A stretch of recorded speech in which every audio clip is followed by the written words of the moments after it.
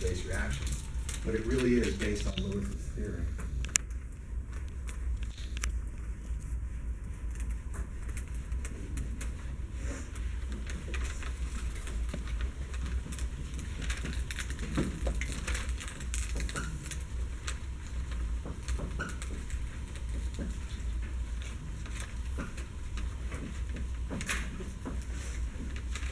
This reaction between iron and water produces the following.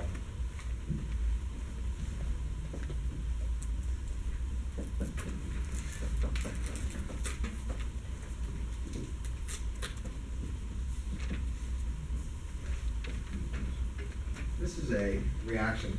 We don't spend any time looking at this. It comes up in what's called coordination chemistry. So we should say we'll see a little bit in 16 about it. This iron reacts with 6 waters to make this. It's also often known as a complex. The other term you'll see is adduct. It's a product. But what's happening there is that looks nothing like an acid-base reaction. But based on the Lewis model, it certainly is. The iron is acting as an acid because it's taking its electron pair acceptor, and the waters are acting as the base. We won't go into the mechanism, but what's happening is all those extra electrons that are on the water are actually bonding with the open orbitals on the iron to produce the complex. That's an acid-base reaction.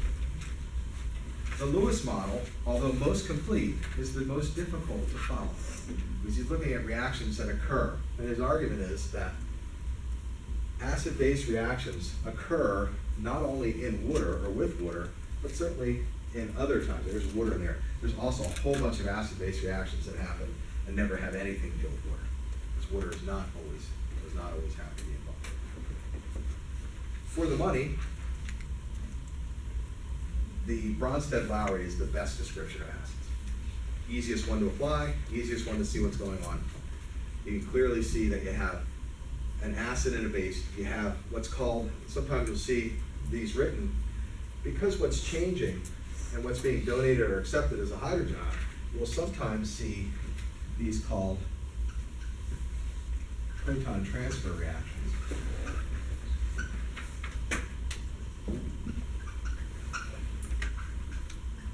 Because what you're trading over is hydrogen ion, which is a proton. It's a positively charged proton. So there's the 3 models. Again, if you look at the chapter in linear sequence, they do the first 2, and they save Lewis to the very end. It's split up in the discussion. When we look at acids, what we really want to know, though, is what's their strength. That's one thing we're always concerned with.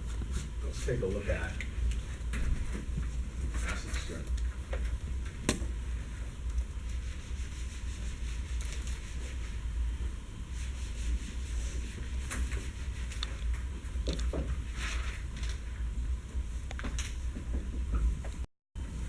%, dissociation. That is, they break apart completely. They go from what they were to releasing all the hydrogen ion they have. Common strong ones: HCl, H2SO4, HNO3, HClO4.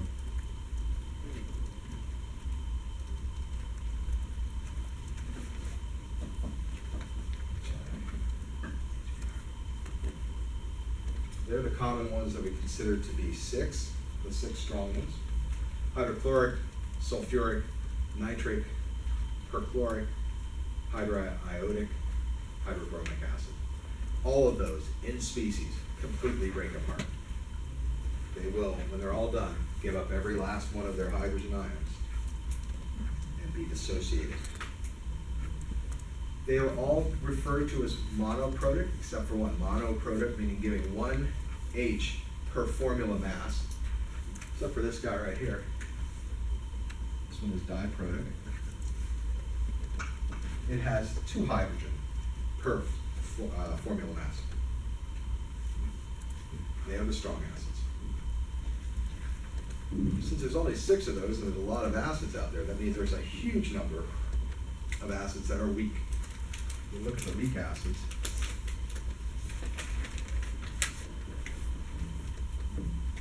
We see things like hydrofluoric,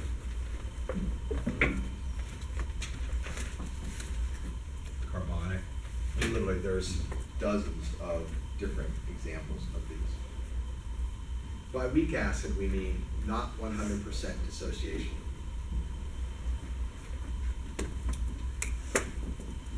That when they break apart, some amount of their initial, say, HF, stays bound together, never breaks apart and releases its hydrogen ion.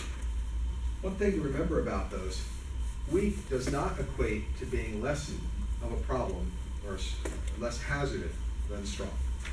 The two never equate. Of all the acids on the board right now, HF is by far the most deadly. Even though it's weak, it's much more deadly than anything up in the upper category. So, because it has other inherent problems with it, there's exposure and what it does to the human body. So, just because it's a weak acid doesn't mean it's something that's we don't have to worry about. There's not something else about the behavior that is dangerous, but HF certainly is.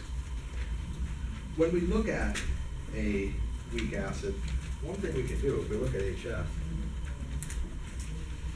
we write the same reaction. We always write.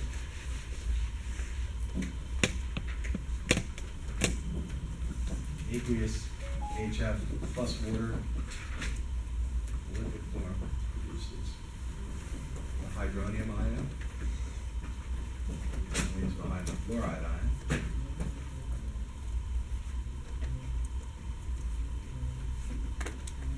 We want to know, we'd like to know, to what extent does that occur? How well does that reaction occur? We can actually measure how well that reaction occurs by looking at its equilibrium constant. The equilibrium constant, remember, is defined as products over reactants. Because we're dealing with acids, the equilibrium constant is called Ka. It's the acid association constant. But it's an equilibrium constant. I mean, everything we talked about last week about equilibrium applies to this. Products over reactants.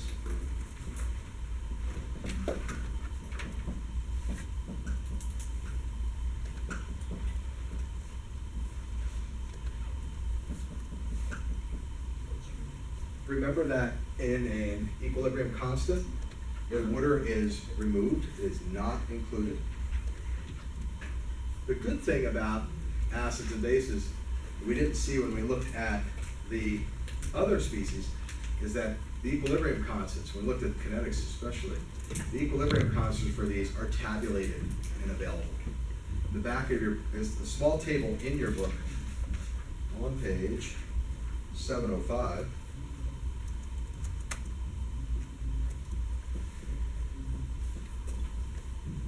That has the Ka values for some common acids, 25 degrees Celsius. But the longer table, with all the different acids in there, is in the appendix of it, starting on page A10, the back of the book. This has the longer list. So we have here the tabulated values. We can look up for HF, for example. The value is 3.5 times 10 to the minus 4. The Ka for HF.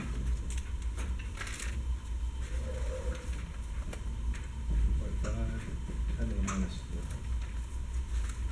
So we can use that value when we need to later on in problem solving.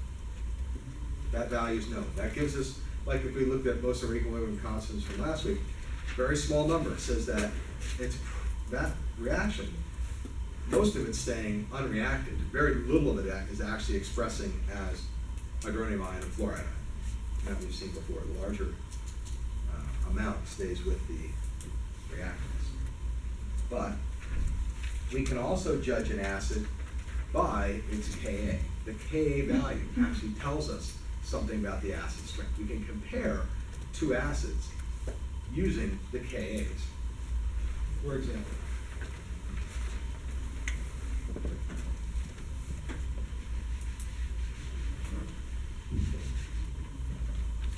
if you're looking at two acids, say chlorous acid, which is Ka equal to 1.1 times 10 to the minus second, versus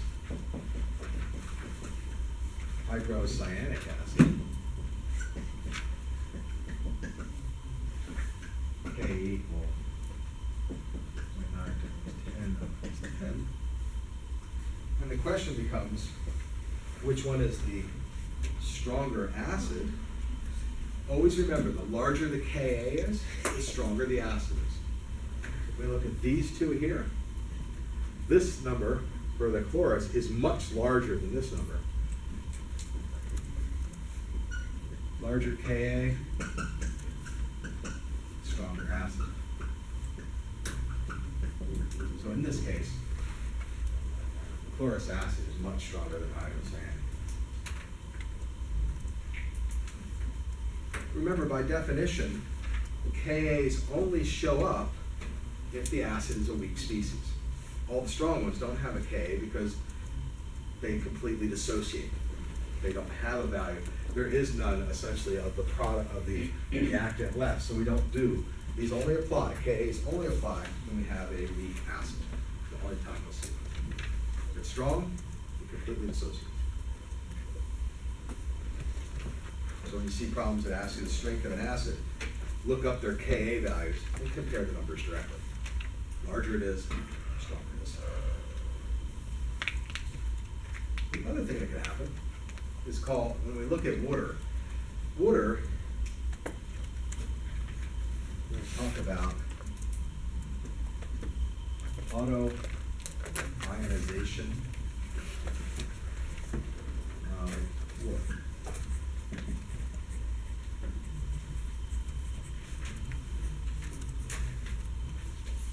Water, in reality, to a very limited extent, when it is its liquid state, does the following.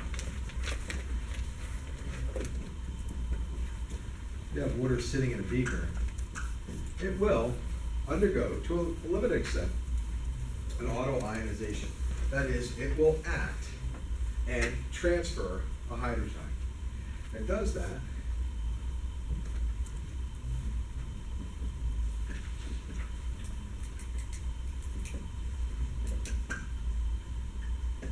water can act and produce both an acid and a base. And water does that. We don't really necessarily worry about it because it happens to such a little extent. Very, very small extent. What is important, though, is that that reaction, if we wrote an equilibrium constant for that, and we called it K sub W, we're looking at the equilibrium constant for water, we can see that we have pure liquids in the front of that, so we have nothing to worry about there. The two species that are created are these guys. The reason we worry about this at all is because that reaction, just like everything else, is a constant value that we can depend on. The ion product of what they call the ion product of water, Kw, has a constant value. That constant value is 1 times 10 to the minus 14. This is a constant that we will use over and over again. It's called the ion product of water. Write that. It's called the ion product.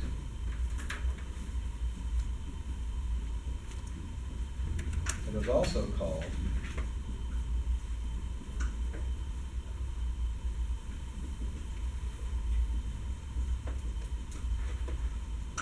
the autoprotolysis constant. You'll see both words out there. And it is a known value. The reason we worry about that is that we can